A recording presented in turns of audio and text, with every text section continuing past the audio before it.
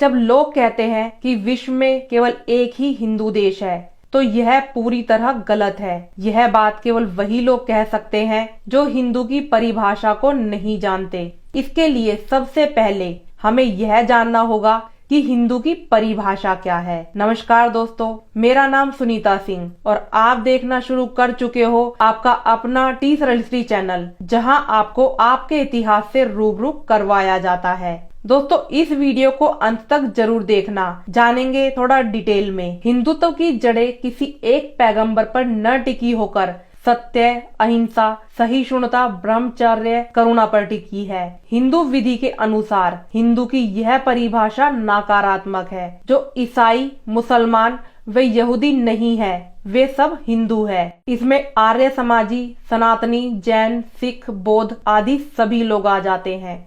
भारतीय मूल के सभी संप्रदाय पुनर्जन्म में विश्वास करते हैं और मानते हैं कि व्यक्ति के कर्मों के आधार पर ही उसे अगला जन्म मिलता है। तुलसीदास जी ने लिखा है, परहित सरिस धर्म नहीं भाई, पर पीड़ा सम नहीं अधमाई। अर्थात दूसरों को दुख देना सबसे बड़ा अधर्म है एवं दूसरों को सुख देना सबसे बड़ा धर्म। यही हिंदू की परिभाषा है। कोई व्यक्ति किसी भी भगवान को मानते हुए एवं न मानते हुए हिंदू बना रह सकता है। हिंदू की परिभाषा को धर्म से अलग नहीं किया जा सकता। यही कारण है कि भारत में हिंदू की परिभाषा में सिख, बौद्ध, जैन, आर्य समाजी, सनातनी आदि आते हैं। हिंदू की संतानें यदि इनमें से कोई भी अन्य पंथ अपना भी लेती है तो उसमें कोई बुराई नहीं समझी जाती एवं इनमें रोटी बेटी का व्यवहार सामान्य माना जाता है। एक दूसरे के धार्मिक स्थलों को लेकर कोई झगड़ा अथवा द्वेष की भावना नहीं है।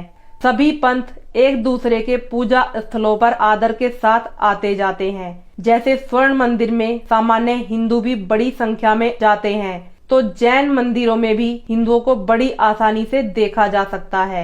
जब गुरु तेग बहादुर ने कश्मीरी पंडितों के बलात् धर्म परिवर्तन के विरुद्ध अपना बलिदान दिया, तो गुरु गोविंद सिंह ने इसे तिलक व जनेऊ के लिए उन्होंने बलिदान दिया। इसी प्रकार हिंदुओं ने भगवान बुद्ध को अपना 9वां अवतार मानकर अपना भगवान मान लिया है। भगवान बुद्ध की ध्यान विधि विपश्यना को करने वाले अधिकतम लोग आज हिंदू ही है। बुद्ध की शरण लेने के बाद भी अपने अपने घरों में आकर अपने हिंदू रीति रिवाजों को मानते हैं। इस प्रकार भारत में फैले हुए पंथों को किसी भी प्रकार से विभक्त नहीं किया जा सकता एवं सभी मिलकर अहिंसा, करुणा, मैत्री, सद्भावना, ब्रह्मचर्य को ही पुष्ट करते हैं। इसी कारण कोई व्यक्ति चाहे वह राम को माने या कृष्ण को, बौद्ध को या महावीर को अथवा गोविंद सिंह को, परंतु यदि अहिंसा, करुणा, मैत्री, सद्भावना, ब्रह्मचर्य, पुनर्जन्म, असत्य सत्य को मानता है तो हिंदू ही है। इसी कारण जब पूरे विश्व में 13 देश हिंदू देशों की श्रेणी में आएंगे, इनमें वे सब देश है जहां बौद्ध पंथ है। भगवान बुद्ध द्वारा अन्य किसी पंथ को नहीं चलाया गया। उनके द्वारा कहे गए समस्त साहित्य में कहीं भी बौद्ध शब्द का प्रयोग नहीं हुआ है। उन्होंने सदैव धर्म कहा है। भगवान बुद्ध ने किसी भी नए संप्रदाय को नहीं चलाया। उन्होंने केवल मनुष्य के अंदर श्रेष्ठ गुणों को लाने, उन्हें पुष्ट करने के लिए ध्यान की पुरातन विधि विपश्यना दी, जो भारत की ध्यान विधियों में से एक है, जो उनसे पहले सम्यक संबुद्ध भगवान दीपंकर ने भी हजारों वर्ष पूर्व विश्व को दी थी। भगवान दीपंकर से भी पूर्व न जाने कितने सम्यक संबुद्धों द्वारा यही ध्यान की विधि विपश्यना सारे संसार को समय समय पर दी गई। ऐसा स्वयं भगवान बुद्ध के द्वारा कहा गया है। भगवान बुद्ध ने कोई नया पंथ नहीं चलाया। उन्होंने मानवीय गुणों को अपने अंदर बढ़ाने के लिए, अनार्य से आर्य बनने के लिए ध्यान की विधि विपश्यना दी, जिसे करते हुए कोई भी अपने पुराने पंथ को मानते हुए रह सकता है। परंतु विधि के लुप्त होने के बाद विपश्यना करने वाले लोगों के वंशजों ने अपना नया पंथ बना लिया। परंतु यह बात विशेष है कि इस ध्यान की विधि के कारण ही भारतीय संस्कृति का फैलाव विश्व के 21 से भी अधिक देशों में हो गया। 11 देशों में बौद्धों की जनसंख्या अधिक है। हिंदुत्व व बौद्ध मत में समानताएं। दोनों ही कर्म में पूरी तरह विश्वास रखते हैं। दोनों ही मानते हैं कि अपने ही कर्मों के आधार पर मनुष्य को अगला जन्म मिलता है।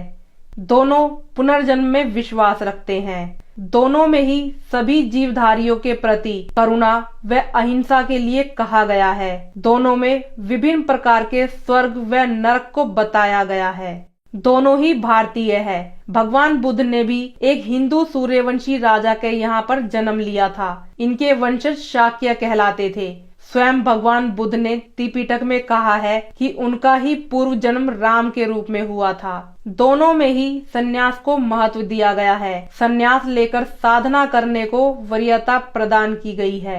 बुद्ध धर्म में तृष्णा को सभी दुखों का मूल माना है। 4 आर्य सत्य माने गए हैं।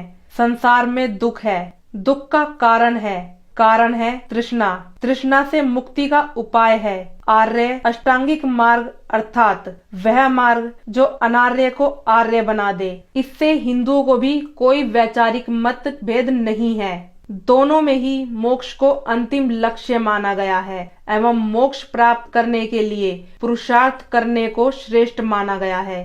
दोनों ही पंथों का सूक्ष्मता के साथ तुलना करने के पश्चात यह निष्कर्ष बड़ी ही आसानी से निकलता है कि दोनों के मूल में अहिंसा, करुणा, ब्रह्मचर्य एवं सत्य है। दोनों को एक दूसरे से अलग नहीं किया जा सकता और हिंदुओं का केवल एक देश नहीं बल्कि 13 देश है। इस प्रकार हम देखते हैं कि विश्व की कुल जनसंख्या में भारतीय मूल के धर्मों की संख्या 20% है, जो मुस्लिम से केवल 1% कम है, एवं हिंदुओं की कुल जनसंख्या बौद्धों को जोड़कर 130 करोड़ है, जो मुसलमानों से कुछ ही कम है। वह हिंदुओं के 13 देश हैं। Thailand, Cambodia, Myanmar, Bhutan, Sri Lanka, Tibet, Laos, Vietnam, Japan, Macau, Taiwan, Nepal व भारत है।